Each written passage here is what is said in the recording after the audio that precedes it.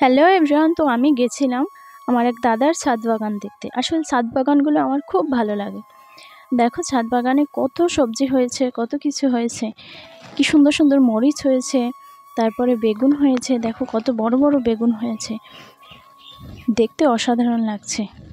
আমি তোমাদের ভালো করে দেখাচ্ছি। এই দেখো, তো ছাদ বাগানে বিভিন্ন সবজি চাষ করেছে দাদা।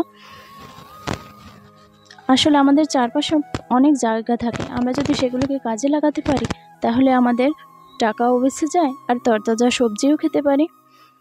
তো এখানে হয়েছে টমেটোগুলো ছোট ছোট। দেখো কত মরিচ ধরেছে গাছে। আসলে এটা বরিশালের ভাষায় এটাকে বলে বোম্বাই মরিচ। তো তোমাদের ওখানের ভাষায় কি বলে অবশ্যই কমেন্ট করে জানিও। আসলে আমাদের দেশের সব কিছুই তো ভেজালযুক্ত, তো আমরা যদি নিজের হাতে কিছু চাষ করে খেতে পারি সেটা ভেজাল মুক্ত হবে। তো এই দেখো, এখানে এটা বরিশালের ভাষায় বলে এটাকে শালগম। তো তোমাদের ওখানের ভাষায় কি বলে আমি তো জানি না, অবশ্যই কমেন্ট করে জানাও।